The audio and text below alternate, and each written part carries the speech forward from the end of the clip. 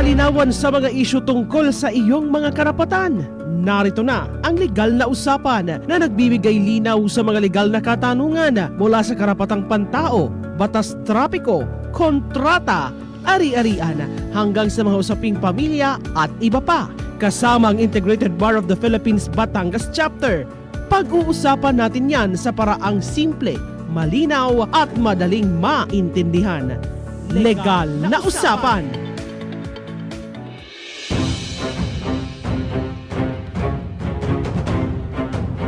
Kabrigada, magandang umaga. 6 na minuto mga kabrigada makalipas ang alas 8 ng umaga at nandito na ho tayo mga kabrigada sa ating segment na legal na usapan. Kasama of course ang Integrated Bar of the Philippines Batangas Chapter. At ngayong umaga, ito na talaga nakakataba ng puso at atay at balon-balunan. Bacon mo?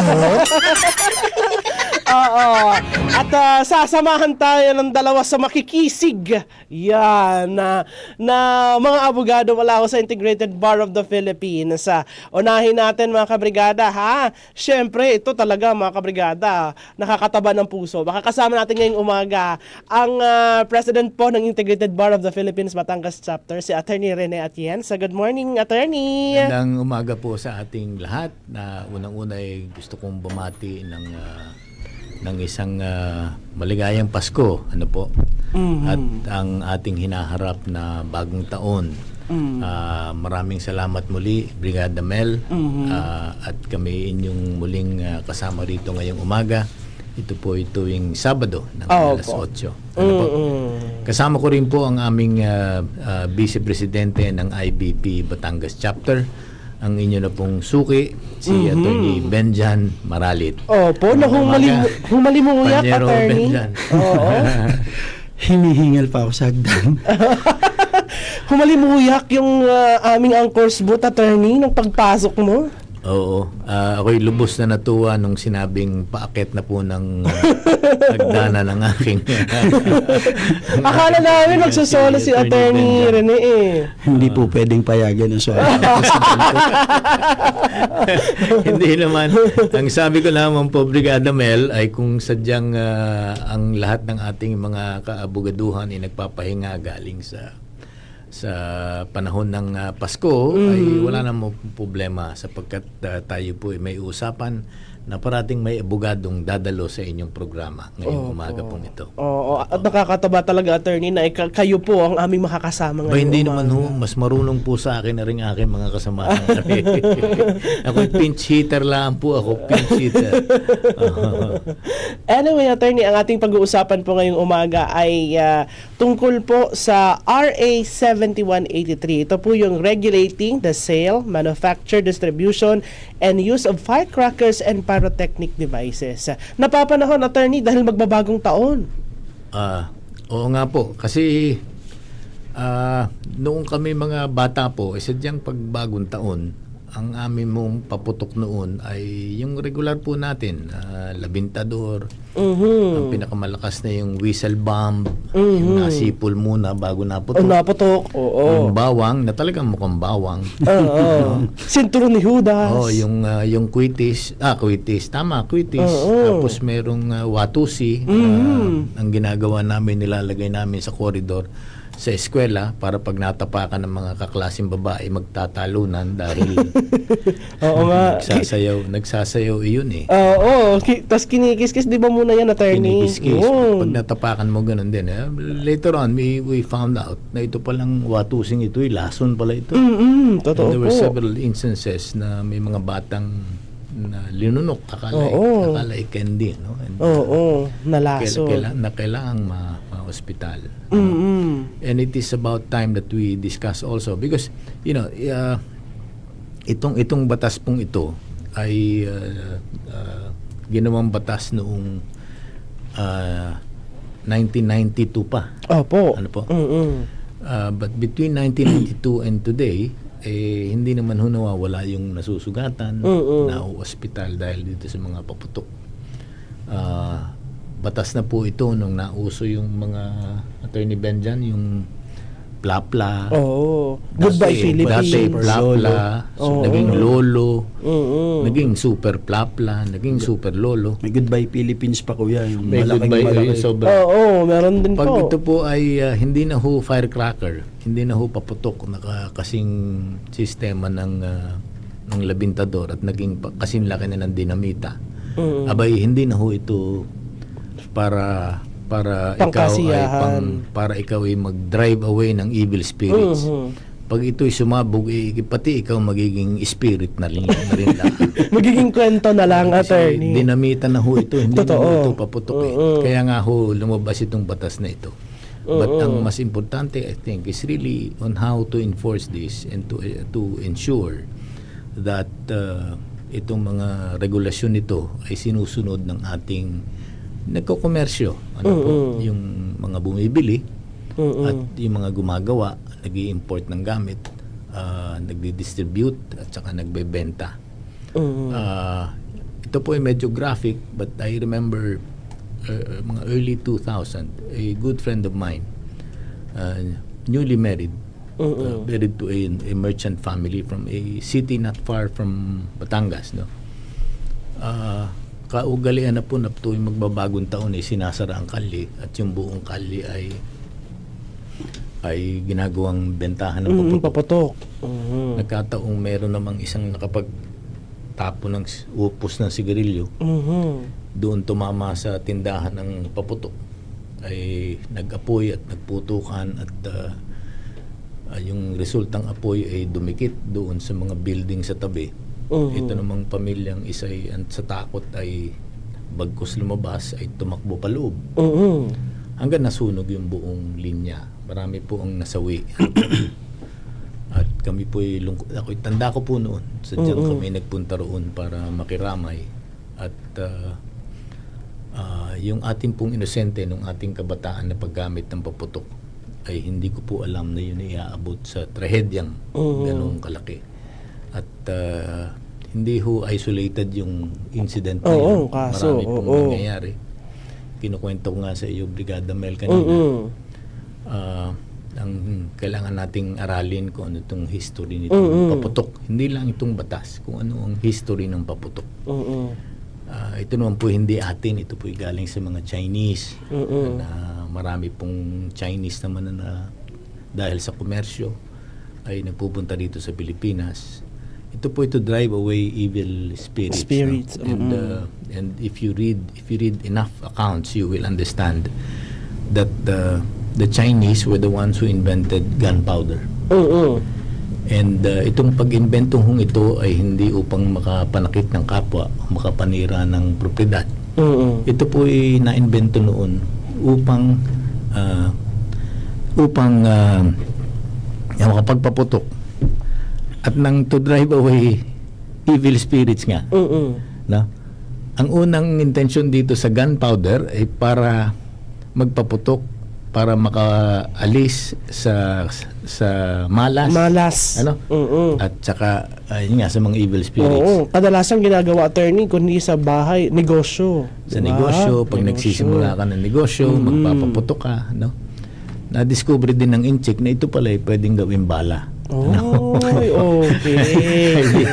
Mas mabilis yung makapanakit ng kapwa pala pag ginamitan mo ng gunpowder, hindi lang yung sibat at saka lanseta.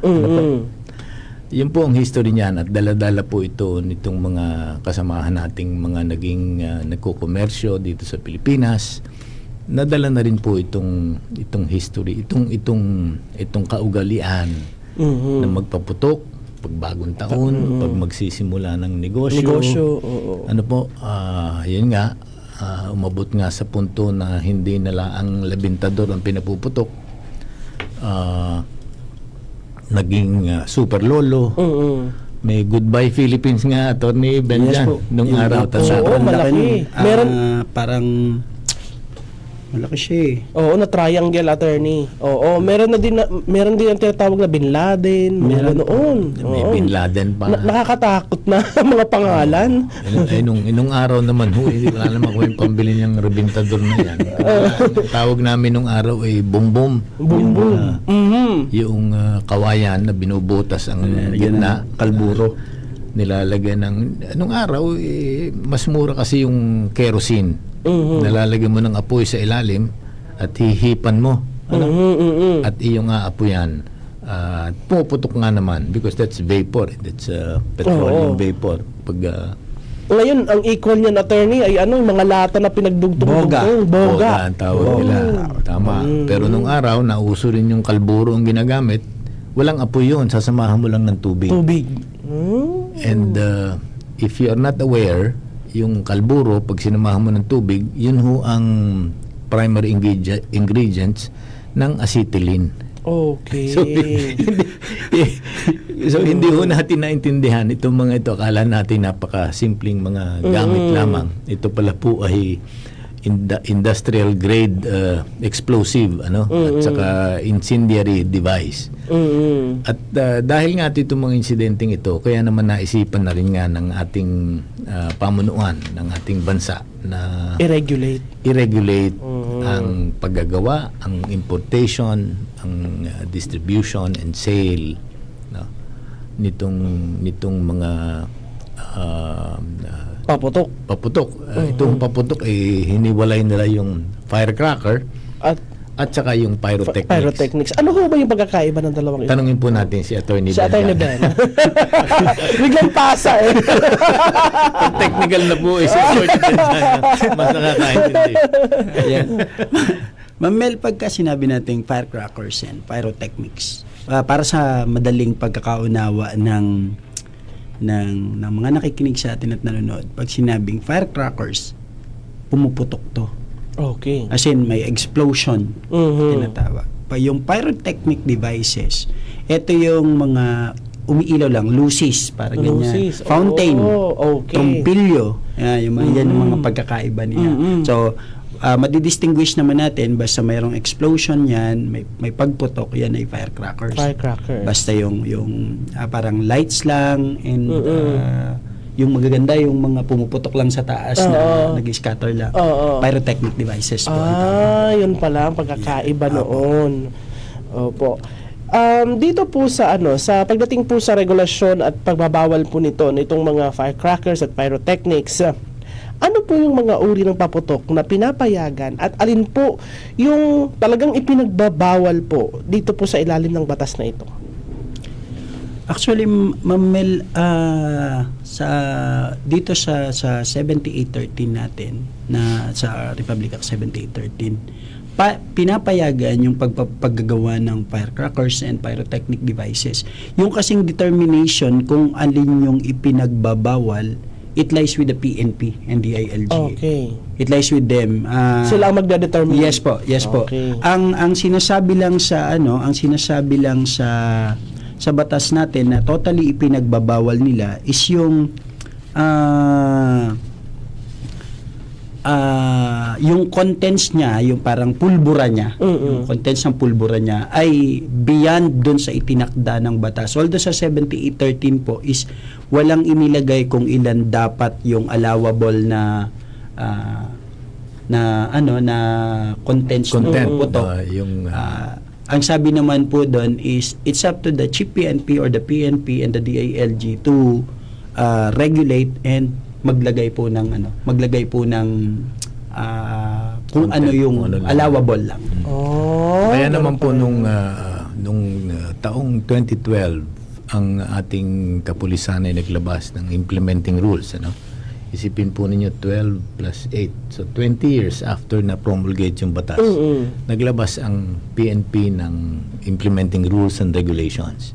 At itong content po nito ay nilagay nila sa 1/3 of a teaspoon of explosive material. Equivalent to 0.2 grams. So anything beyond this is bawal. Hindi na ho firecracker yun, nagiging dinamita na nga. Sinasabi. Pag nakakasira na ng kamay yan, nakakasira na ng Hindi na siya for celebration, kundi hindi na tuhan siya, na. hindi na mapanakit ang tawag doon, mapanakit, kaya yan ikasama sa regulasyon at lubos na ipinagbabawal. Dapat sana yan ang sinasabi natin, sana ay bawal. But between 0.2 gram and 0.21 or 22, that's a minuscule amount. Pag yan naman ho ay hindi natin sinukat ng husto, ay sasabihin mo lang, ay ba'y nakaligtaan lang naman, sa English. Ay, meron palang, o kaya minsan, ay meron palang ganoon. Na inadvertent na imbis na 0.2 ay naging 2. Ay na hindi nakita yung tuldok. Yun lang. Ay kaya nung sumabog, ay naging super lolo, naging plapla. Ayun. Kaya kumisan pag ang mga bata ang gumamit, magaling na lang itong mga paputok na ito, mahal eh. Kung yun hindi nabibili basta-basta ng bata, hindi kanya-kanya. So, ang problema nga doon, ito kung mga bata at mag-iipon pa para bumili. Ay hindi naman siguro. Kung minsan hinahingi sa magulang. At kung ang binili nga ay bawal, ayan i-call also ng ating mga magulang. Para tingnan at i-regulate din ang kanilang, just like any other mga gamit ng kahit sino, yan ay dapat pinanunood at binabantayan ng mga magulang. Ano po? Alala po sa ating mga tagapakinig. Opo. At syempre din mga kabrigada, paalala din po natin sa ating mga magulang. Sabi nga ni Attorney Rene kanina na nasa atin po mga kabrigada yung pag-regulate din po doon sa ating mga anak. Oo, pero minsan nakakalimutan natin yan dahil kadalasan may sakit din tayo, di ba? Kailangan mo din munang i-regulate yung sarili mo. Kaya nga inuulit ko nung ako'y bata, wala naman nagre-regulate. Totoo, di ba? Hihip ako ng hihip dun sa boga, dun sa building. Bawal na pala yun. Tapos Mario, diba? You're actually inhaling petroleum fumes. And kaya pala ako'y sumama ng lalaking garin dahil dun sa nahipit Grabe ka naman, Attorney. mga gaas na yun. Ito ang bagong taon. Opo. At syempre mga kabrigada, papaalala ko din muna, magko-commercial muna kami. Pahinga muna kami ng konti lang na oras. Pero bago ang lahat mga kabrigada ha, yung inyong power cell, huwag niyong kalilimutan dahil ikaw ang sandigan. Kabrigada, alas 8:27 na ng umaga at ang oras ay natid po sa atin ang ating Yummy Vit. Uy, ang ating Yummy Vit mga kabrigada may dalawang klase yan. Meron huyang oral drops at meron huyan mga kabrigadang syrup. Yung oral drops mga kabrigada para po sa mga baby. 6 months hanggang 2 years old. Yung syrup naman po from 3 years old hanggang 15 years old. Yan, makakatulong po yan mga kabrigada sa overall development ng inyong mga chikiting, lalong-lalo na mga kabrigada kung 2 years old o kaya 6 months pa lamang po mga kabrigada ang inyong chikiting. Nako, malaking tulong ho iyan. Yan ay tried and tested na ni Brigada Mel sa aking bulinggit na maliit na makulit. Yan, talaga naman po mga kabrigadang kung kain laang naman ang problema ninyo, yan ang solusyon. Dahil sa sobrang takaw, kami na ang sumusuko. Ganon? Ganoon mga kabrigada ang epekto ni Yummy Vit sa mga bulinggit. Yan ha. Kaya po mga mamis, yan kung kayo ay naghahanap dahil naghahanap kayo ng vitamins para sa inyong mga chikiting, nako, para po mapagana ang pagkain ng inyong anak, kahit ano pa man ang ihain ninyo mga kabrigada ay kanila po mga kabrigada ang kakainin. Nariyan po mga kabrigada ang ating Yummy Vit vitamins mga kabrigada, oral drops at Yummy Vit syrup. Simulang to pa rin ang mga pangarap ng inyong mga anak, and stunting now. Available po yan mga kabrigada sa mga tulisadong butika at parmasya na matatagpuan sa inyong mga lugar, sa Mercury Drug Stores, sa The Generic Pharmacy, sa Generica, sa South Star Drug mga kabrigada, pati din po sa Carl Andre Drug Store. Type ko yan. Available din po yan online sa pamamagitan po yan ng Shopee at ng Lazada at ng Brigada Shop. Okay? Tama! Sige, dire-diretso na ho tayo mga kabrigada sa ating usapin tungkol po mga kabrigada sa regulating the sale, manufacture, distribution, and use of firecrackers and pyrotechnic devices. Kanina napag-usapan na natin mga kabrigada yung history. Bakit ipinagbabawal? Anong pagkakaiba ng firecrackers sa pyrotechnics? Bakit may limitasyon? Ngayon, maitanong natin sa ating mga kasamang abogado mula po sa Integrated Bar of the Philippines, Batangas Chapter. Ano ho ba yung mga rekisito bago makapag-manufacture, mag-imbak o magbenta ng paputok ang isang negosyo o individual? Kasi ako mga sir, naalala ko nung bata ako, even ang sari-sari store nagbebenta ng watusi. 'Di ba? Oo, may mga nakabidyo din na quitis minsan. Bawal pala yung ganoon. Kailangan pala may mga requirements. Ano ho ba yung mga requirements na ito? Sige po. Unang-una po, unang-unang requirement bago kayo i-classify po muna natin ay yung mga aktibidades tungkol sa firecrackers at pyrotechnics. Ano po ba itong mga komersyong aktibidades? Isa po ang manufacturing, ano po? Ang pangalawa ay distribution. Ang pangatlo ay yung retail. Ano po? Ang pang-apat naman ay yung kailangan din ng permiso o otorisasyon mula sa ating kinauukulang kapulisan at LGU. Yung tinatawag nating demonstration, pyrotechnics demonstration. Ito po yung pag mga Independence Day fiesta. Yan po ay may kaukulang permiso din po galing sa ating kapulisan. Ano po?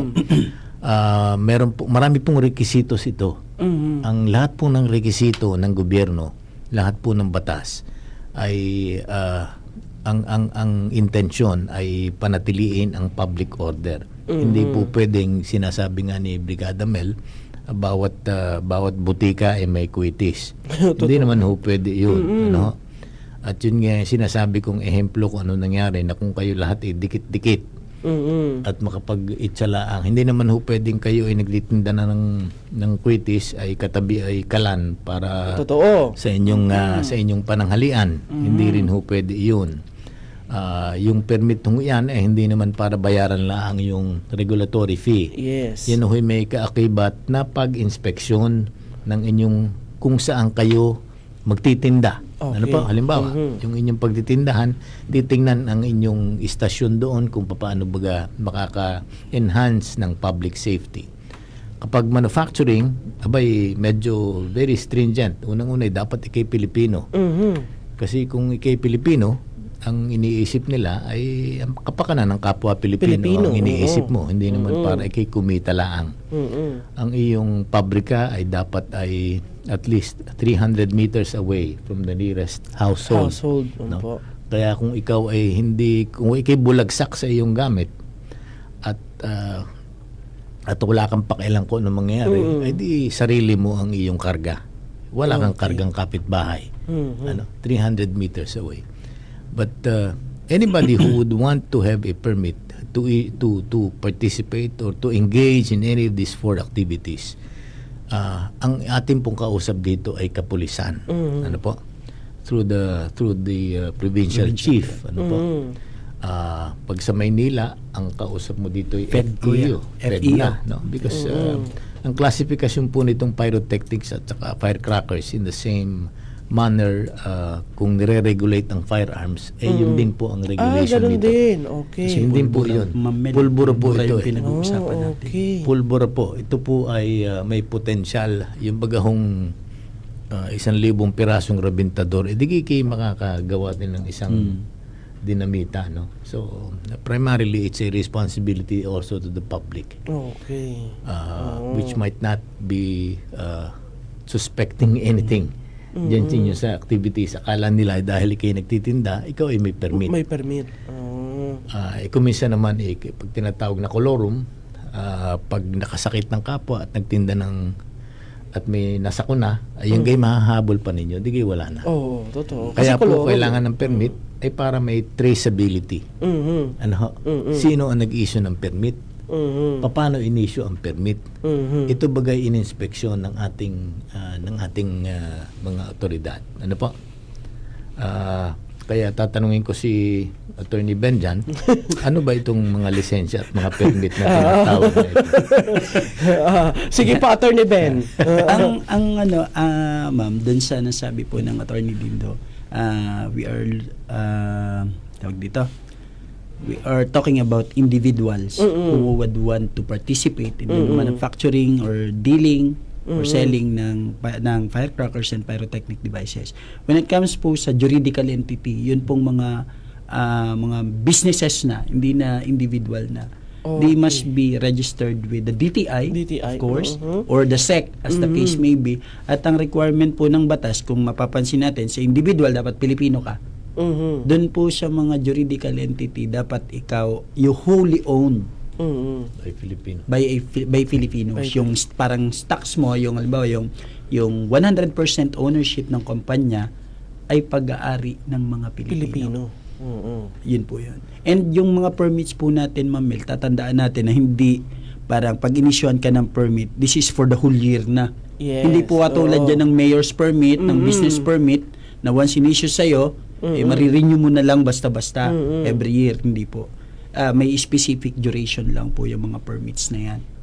Let's say, kailan ba? Magtatakda naman po kasi ang PNP from time to time. Katulad ngayon, dadating ang bagong taon, dito sa atin, kung hindi po ako nagkakamali, ang place kung saan nagkakaroon ng parang flare market ng ano tawag dito, tindahan ng mga paputok is dito sa may bago, may mga bakanting lote po kasi doon na malayo naman siya sa bahayan. Doon po dinidesignate. So for a specific period of time lang po yung mga permits na yun. Hindi po siya yung parang parang blanket authority na anytime of any day of any date ay pwede kang magbenta ng paputok. Nung araw, Attorney Ben dyan sa DC lang, yung papuntang lumang palengke, yan ay sarado na pagdating ng A30 at saka, hindi, hapon. Buong araw ng A31, sarado na yan.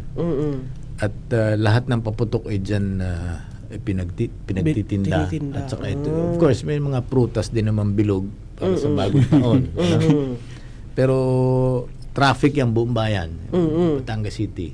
At yan ipaparada ka na kung saan at maglalakad ka na papunta nun sa lumang palengke. Nandyan lahat na ng klase ng paputok. Tinatanong ko nga kay Atty. Ben kung anong tawag dito sa kwitis na malaki.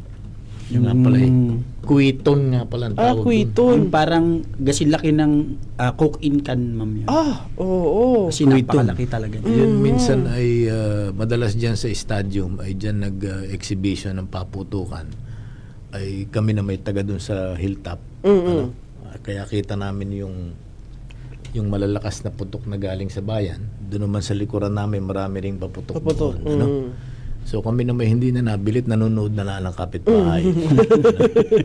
Siguro naman sapat na yun na yung ingay at yung liwanag, attorney, na mapaalis yung mga masasamang espiritu.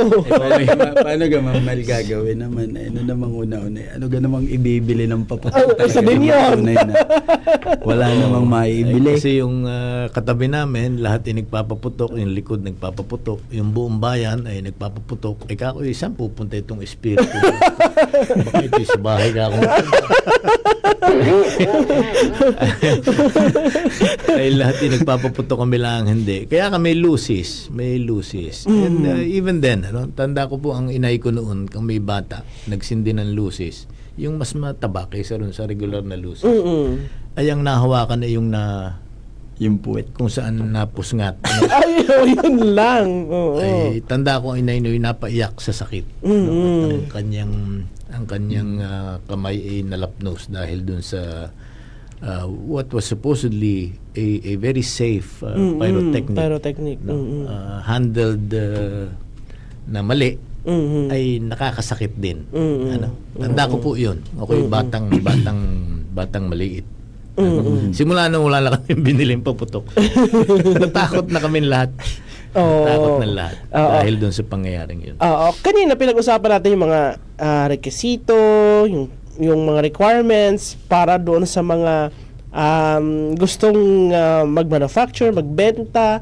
Paano naman po yung sa fireworks display? Kasi Kasi 'di ba, ito sabi nga ni attorney kanina, minsan daw dyan sa stadium, meron po ba ng mga proseso or mga requirements para po sa isang LGU or kahit mga private group na gusto magsagawa ng fireworks display pag bagong taon?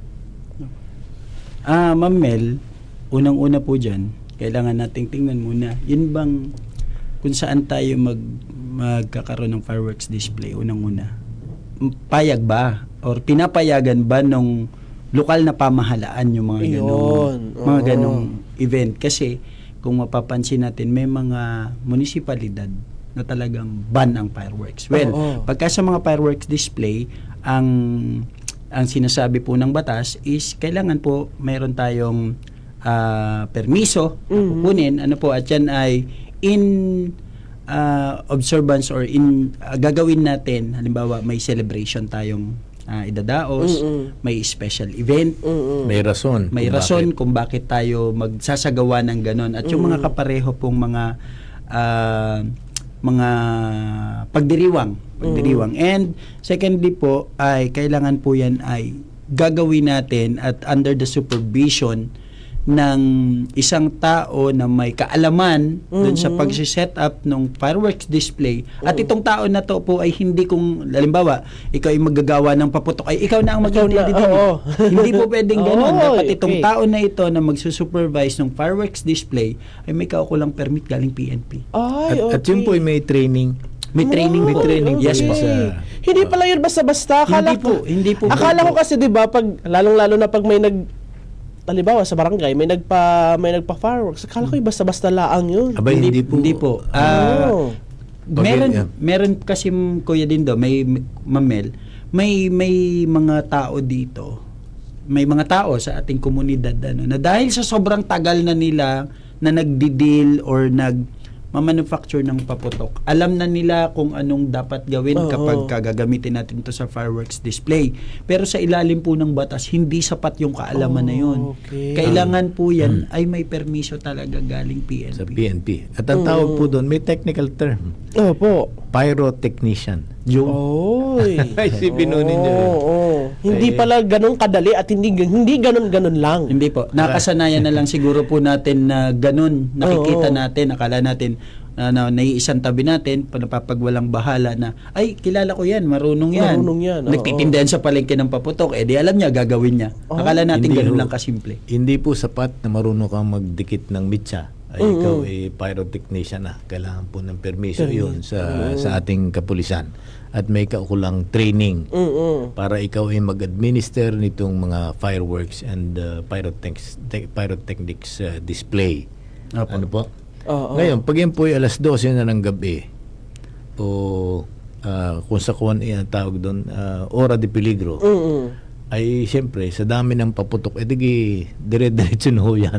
Hindi naman ho para ang pulis maghanap pa kung sino itong mga nagpapaputok.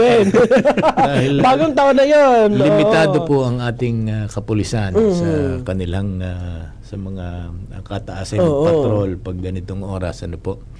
Pero I can imagine dito sa Batangas na yung kanilang mga binibiling paputok ay almost equivalent to a pyrotechnics display and fireworks display. Display. Basta pagdating ng alas 12 ng hating gabi at magsasakabilang taon na po tayo, ay talagang mahirap na pong mag-administer ng batas pag gayon. Ano po? Pwera kung may masaktan. Ayun. Ay di saka magkakaalaman kung ano baga itong mga pinagagawang ito. Ano po? Kung may permiso o wala. Wala. Yun naman ho ang purpose din itong ating mga regulasyon is to determine kung sino ang may liability. Ano po? Kung walang permit yan, ay di parang ang kolorum na nawawalan parang bula. Wala na tayong maituturo kung saan ang galing ang sala. Ang sala. Ano po? Po. At pag hindi natin magawa yon, ay ano pa itong mga regulasyong ito? Hindi po ba? Tama. Malinaw po yun mga kabrigada ha. Pero sa bagong taon, paano ito kasi nakasanayan din attorney na 'di ba itong mga pyrotechnicians minsan nangyayari to kung sino na lang doon sa loob ng bahay minsan nagsisindi, di ba? Mga fireworks, bibili ng fireworks. Kung ikaw ay tatay, ikaw bumili ng fireworks, ikaw din magsisindi.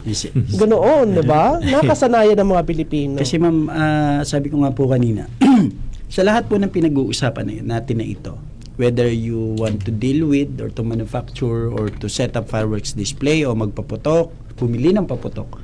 Ang unang-una po nating tingnan ay allowed ba nung local nung LGU na magkaroon tayo ng ganong pagdiriwang ng pagpapaputok. Kasi alam naman po natin na pagka hindi payag, kahit anong gawin natin, wala talaga. Take for example, Davao City. In Davao, wala po talaga. Walang katulad natin na kabi-kabila, naririnig mo, na ganyan. Doon, wala. Kasi may local ordinance sila.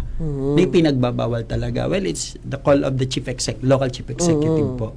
Ngayon, dito naman po sa atin, wala naman tayong ordinance na pinagbabawal. Regulation. Nire-regulate lang natin.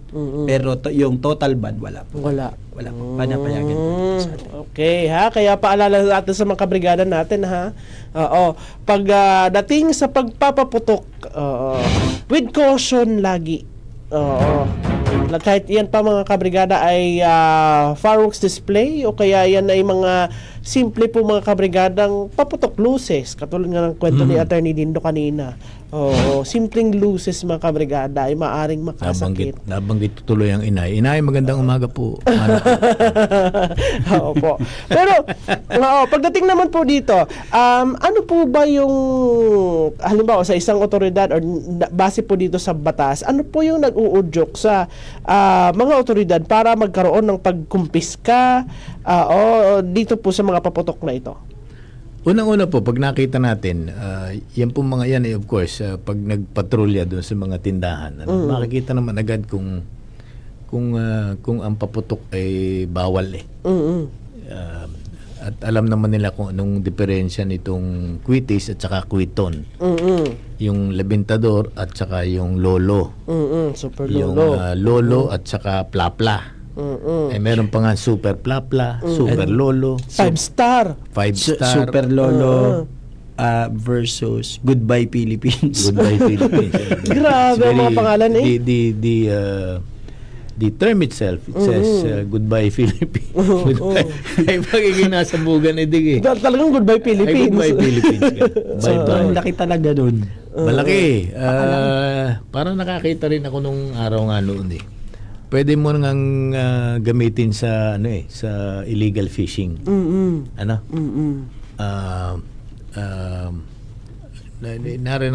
Nakita ko yun eh. Yung kahit yung kwitis lang paputukin mo sa ilog.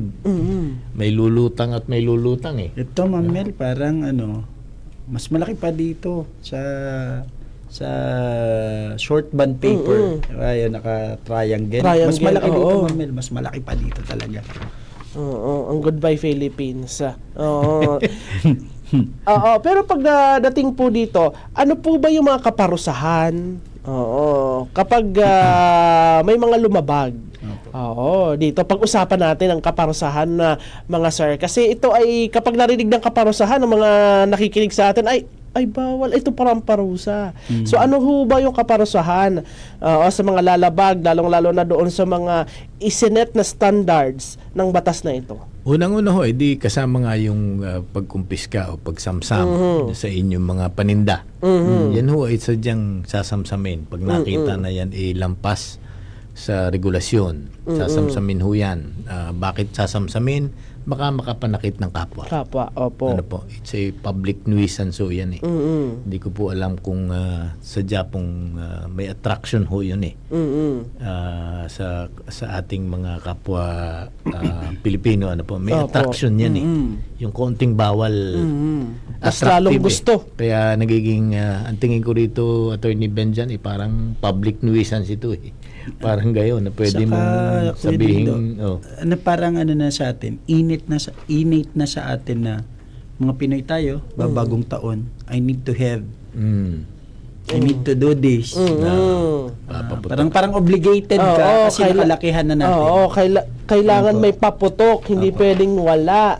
Hindi And- nakokontento yung ingay na lang ng kaldero at kawali. Yes, Diba? but Iba pa din eh. we have to contend with the yung mga karampatang penalties po. Ano po? Ah, nakita ko yung kanina eh. May penalties eh. Sige po. Pero kailangan nating ulitin dito, ano? At para makita po natin kung ano ang pena.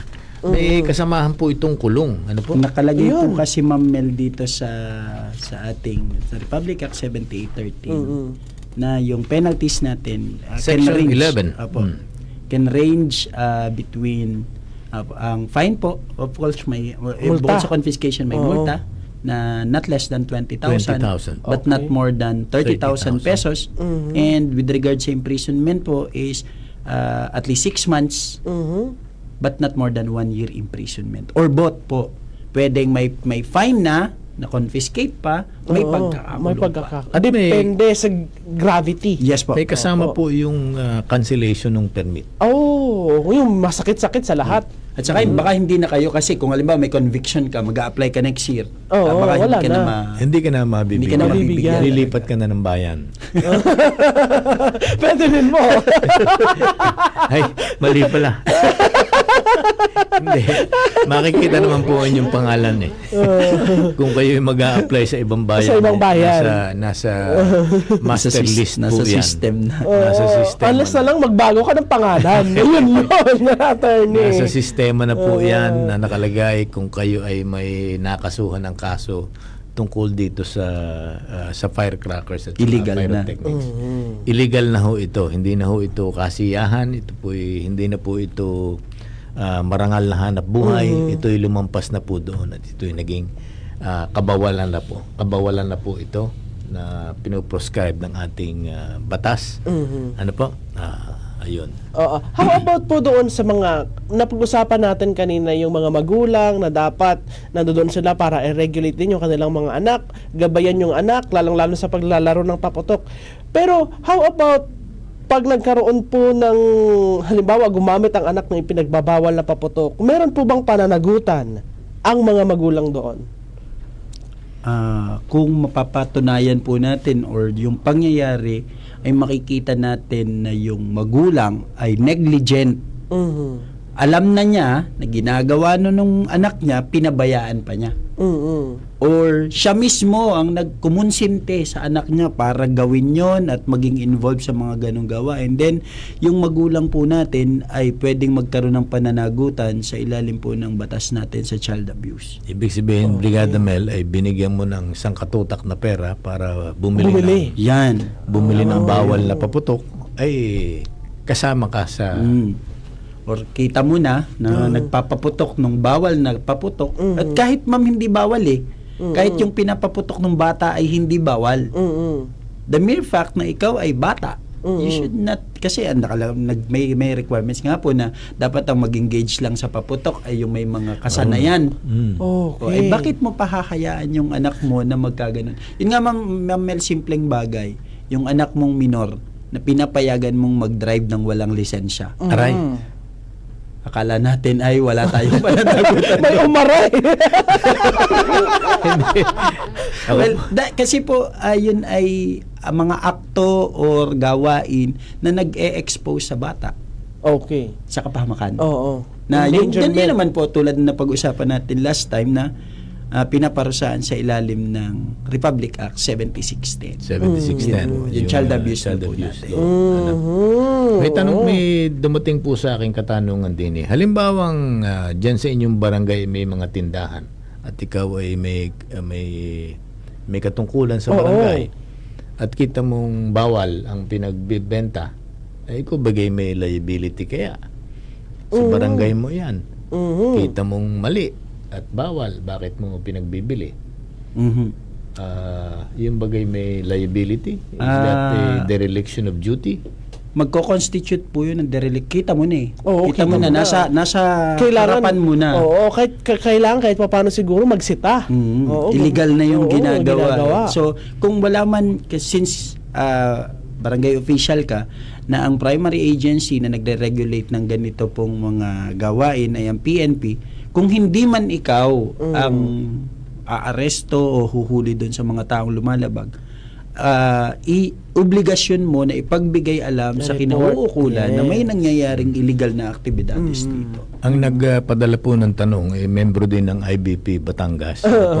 Para kakilala po namin yan. Yung asawa ko po. Akala Sa sunod day siya napaupuin ko dito. Susan. Akala ko yung suki namin ni Attorney Benjan eh. Wala na pa, tahimik siya Tahimik siya ngayon. Parang dahil po Christmas season. Kilala ko rin yun. Kaibigan natin. Dahil Christmas season. Magandang umaga po sa lahat ng membro ng Integrated Bar of the Philippines Batangas Chapter. Maligayang Pasko po at manigong bagong taon. Ano ba? Baka dahil po Christmas season, mahilig po yung mag-mountain climbing yun. Baka namumundok siya ngayon. Namumundok pa lang ngayon. Kaya pala Kaya siya tahimik siguro ngayon. Anyway mga kabrigada, yan ho mga kabrigada, happy nag-uusapan natin about po sa paputok. Kaya po sa mga magulang ha. Ito attorney, susingit ko lang about sa mga magulang. So kasakop din po nito, halimbawa kung nakikita na ng magulang na gumagawa ng boga yung kanyang anak, kailangan na din nilang sitahin. Pigilan po nila. Oo. Not literal, not sitahin eh. Pigilan. Kasi mga bata ngayon, sitahin mo. Lilipat lang ng pwesto yan. Totoo din. Kaya nga, ako nagulat ako yan. Kami nung bata, bumbum ang tawag na. Ngayon pala, boga. Boga is a street term for baril. Boga. Boga. Sumpak, kuya. Parang sumpak. Sumpak. Yun eh. So ngayon, yung pala lata na. Kung minsan, nakakita ako nung bakal mismo yung anong tawag? Or PVC, kuya. PVC. PVC. Ang ginagamit na nila ngayon. Ginagamit. Grabe mga ano ngayon mga invention. Delikado kasi, Ma'am Mel. I remember when I was in high school, may kaklase ako na maputi kasi siya, chinito. Nag-Christmas break, pagpasok niya nung bagong taon, wala siyang kilay, walang lahit balba. Sabi ko, ano nangyari? Yung pala, gumamit siya ng boga natin, bumbum namin dati. Pag kalburo yung pag-iip daw niya, nag-backfire. Susunod Yun ang sinasabi ko nga. Yung kalburo, samahan mo ng tubig, acetylene yun eh. Isipin mo nagkakat ng bakal yun. Pag nakasabog sa mukha mo yun, may paglalagyan yung iyong kilay. Ubus na.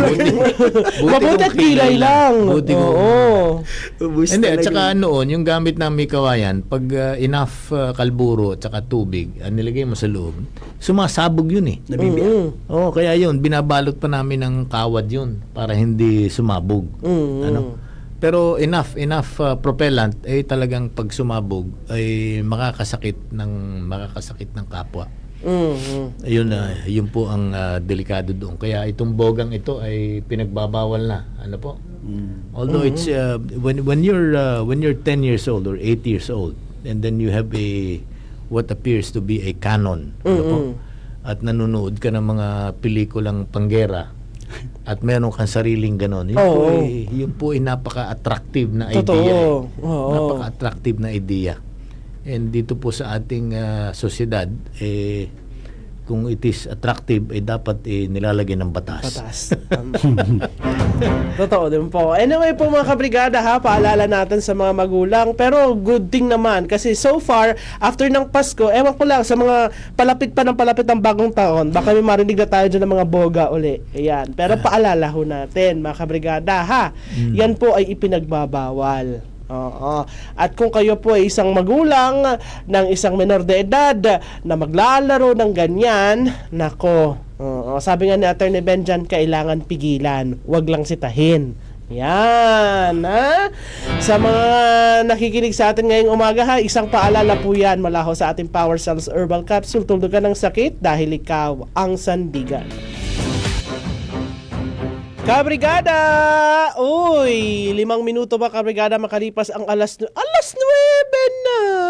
Huling yugto na pala tayo ng ating segment. Ang bilis ng oras. Nagmamaritisan lang kami dito ni na Attorney. Ganun na agad? Nagtatanong po dito kung paano gagawin kung halimbawa ang kapitbahay, sila ay maliit, sila ay magkapitbahay, sila ay lahat ay may sakit, matatanda na. Ay yung kapitbahay walang tigil sa kapaputok ng boga daw.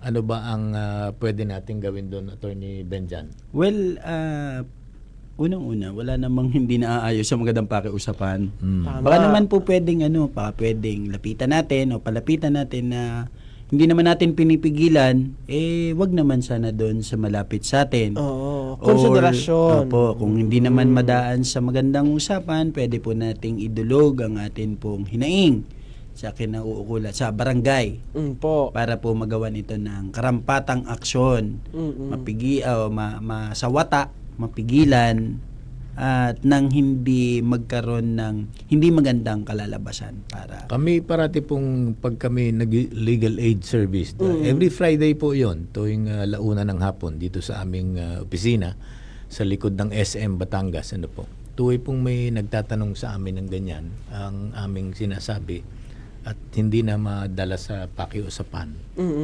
dapat po idinodokumento na ito.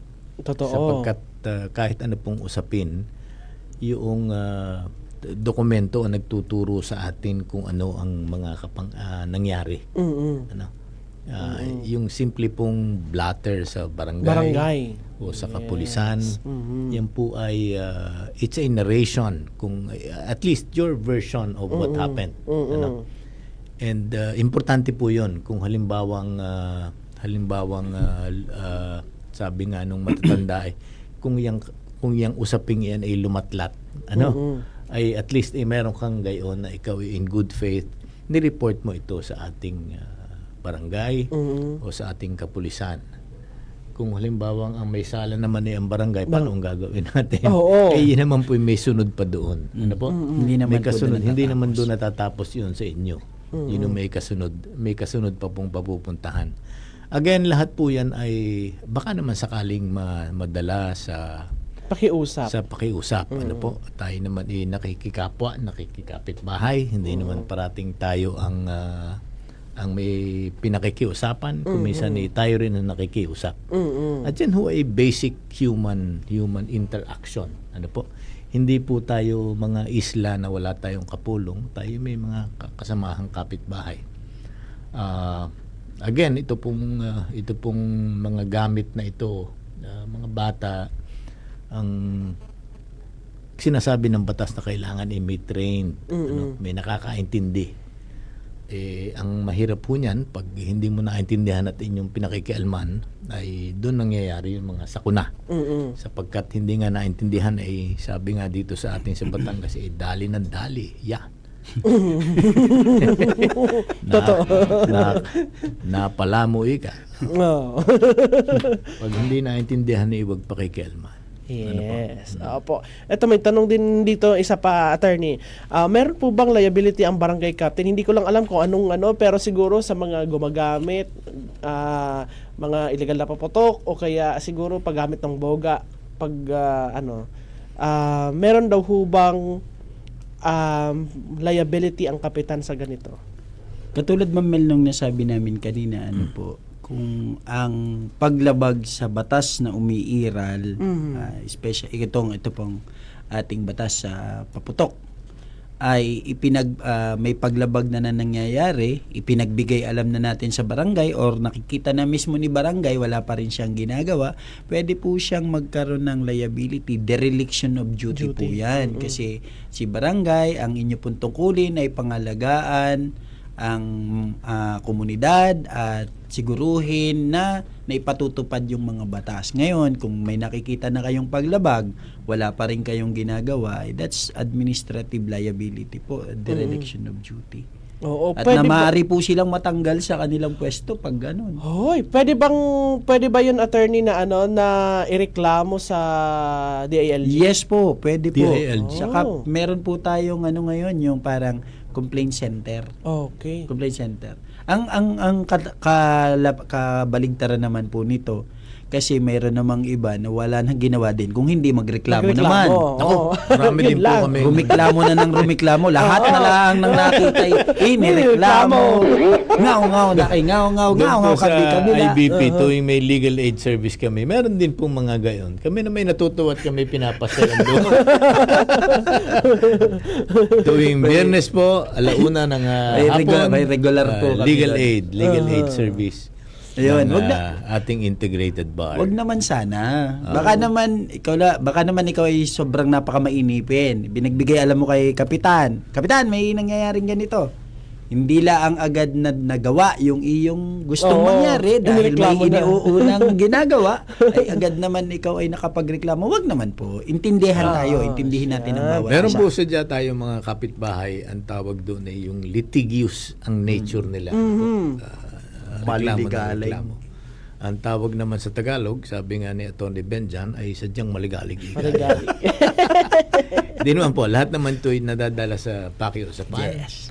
At sa pakikikapit bahay. That is, I think, a very basic trait of the Filipino. Yung marunong makikapit bahay. Makikapit Ano pa? bahay. Oo. Marunong makimarites sa attorney. Yes. Well, iba naman yun. But in the same sense, itong paggamit ng kahit anong gamit, kahit sasakyan, kahit yung sampayan mo kung hindi ka marunong makikapit bahay, hindi ba ga? Ayun pwedeng mainis sa iyong mga kasamahan. So, ang Last two pinaka-basic. question, Opo. attorney. May dadagdag lang ako. Kasi kailangan siguro itong malaman lalong-lalo na nung mga tagapakinig natin. Kung may nasugatan daw sa pagbilid o paggamit ng illegal na paputok, maaari bang managot ang tendero? Ang tendero po kung sumunod sa lahat ng regulasyon, may permit, walang violation ng kanyang permit, ng authorization niya. Ang pagbili po ng paputok ay ito po ay always ang tawag nito ay yung sa Latin ito, buyer beware. May Latin term dito, nalimutan ko na. Ito kay bagong gising. Hindi ko din kuya maalala. Anyway, buyer beware. Kaya nasabi ko kanina, pag hindi mo naintindihan, huwag mong pakikialman. Kung ito'y labintador lang at ikay nagpaputok at binigay mo sa bata at ito'y nasugatan, abay, yan ay cargo na ninyo yan. Okay. Cargo na ninyo yan. Kung hindi kayo marunong gumamit, ay huwag kayong bibili. Huwag kayong bibili. Ngayon, kung yan ay napag-alaman natin na ito pala ay lampas sa 0.2 gram or 1/3 of a teaspoon, paano natin malalaman niya kung nakaputok na? Oo. Ano? Totoo yun. But of course, kita mo yung sagot But then the seller can always deny liability because parang flood control yan nadala na ng baha hindi na natin kita. Nawala na so hindi na natin nakita kung substandard. Ayun nakaputok na Kaya nga again, always caution sa lahat ng gamit, including pagmamaneho, including lahat naman ho ng gamit ay kailangang ayusin ang paggamit. Ano po? Sapagkat may sakuna, may aksidente, unang-una intindihin ko anong inyong ginagawa. Ayan po. Sunod, huling tanong. Legal ba ang online selling ng paputok? Pag online selling, may dadagdag ka pa. Opo, ano po, if ever, kung legal po, ano po ba yung dapat sundin para po maging legal yung transaction kapag ganyan? Mahirap kasi determine actually kung yung online selling ay legal o hindi legal. Ngayon, doon po tayo sa legal. Kung itong online seller natin ay katulad ngayon, mayroong registration na requirement para ikaw. Kasi tinatax na din nila Oo. Kung legal ito, nakarehistro at tama yung mga or nakaugnay or compliant dun sa batas yung mga ibinebenta nilang firecrackers or pyrotechnic devices even through online is legal po ito. But beyond that po, mahirap po kasing sabihin kung legal o hindi legal. Katulad Ma'am Mel example.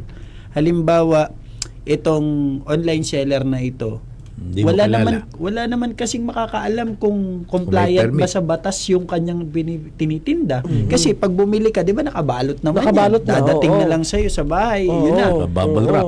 Hindi naman nakita ng PNP, hindi naman yun bang cargo truck, hindi naman yun paparahin ng PNP para isa-isay na buksan yun. So, ang kapalit po nun, ang suggestion ko po sa ating mga tagapakinig at tagapanood, much better doon na kayo makipag-deal sa may Sa kita physical ninyo. store. Yung may Yes. physical store na, At kita wag nyo nang ang mag-online. Baka mamaya yung dumating, order ka ng fountain, dumating sa'yo, granada pala yung Granada laman. yung laman. Iba na. Oo. Anyway, ang suggestion ko po, yung mga permit, sa barangay, pati dyan sa ating mga nagtitinda, kung kayo ay may permiso, inyo pong ipascale doon sa inyong tindahan. Yes. At doon naman sa lahat ng bibili, inyong litratuhan.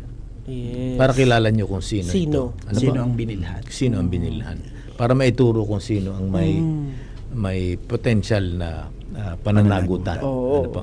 Pero good thing, attorney, kasi habang nagtatanong ko sa inyo sa online selling, nagtingin ako sa Shopee.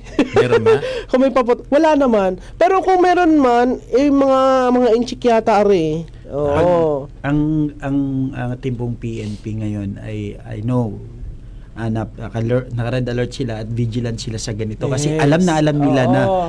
papatok to. Oo. Papatok to, especially ma-traffic. Bakit pa ako lalabas bibili ako ng papatok? Meron naman dito. Oo.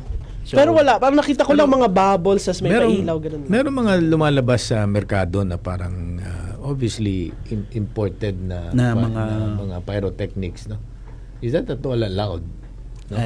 Parang bawal eh. Mahirap po kasi baka malamang ipagbawal na nila yan kasi mahirap nating malaman kung talagang compliant yun dito sa batas natin, especially sa content na pulbura. Kung ang sulat ay inchik, ibig sabihin na imported yan. Oo. Hindi dumaan yan. Hindi dumaan. Malamang smuggled yan. Oo. So buyer beware. No? Sige, yan po mga kabrigada ha. Ngayong papalapit po mga kabrigada ang bagong taon. Maging cautious, maging mapanuri mga kabrigada sa mga ganyang bagay. Nang sa ganun po ay hindi po mamali yung ating kamay yan, sa kukunin at babayaran. Okay? Dahil baka nagbayad ka mga kabrigada para sa paputok, yun pala kasabay na din dyan, magbabayad ka ng mas malaki-laki kapag na ospital ang gumamit niya. Tama po yan. Okay? Sige. Anyway, panghuli na laang ho. Baka gusto ko kayong may mga mensahe po kayo sa ating mga tagapakinig ngayong umaga. Attorney Rene, Attorney Ben, go ahead po. Marami po Sa ito. pagbati. Sige po. Dahil paputok ang ating pinag-uusapan, bigla ko pong babatiin ang dalawa kong kapatid din ang Attorney Joel at Attorney Alan. Huwag kayong magpaputok ha. At sa amin pong legal aid clerk, si Ma'am Tina, get well Ma'am Tina. Ako'y may sinat-sinat pang kaunti, makakaraos din. At announcement lang po, ang isa pong member ng board ng IBP, si Atty. Roel Garcia, ay nagpapabatid na magkakaroon po ng blood today. May blood typing and screening Saan? and bloodletting activity sa Pastoral Center sa Basilica. Ito po ay isinagawa sa pamamagitan ng Hermandad del Santo Niño ng Batangan sa pakikipagtulungan ng Menor Basilica and Parish of the Immaculate Conception and the Philippine Red Cross. Ito po ay gaganapin ngayong araw, December 27, 2025, 8 a.m. onwards. So, sa inyo po na may gininto ang puso at gustong mag-donate ng dugo natin, pwede po kayong pumunta sa Pastoral Center sa Basilica, dyan po sa Batangas City.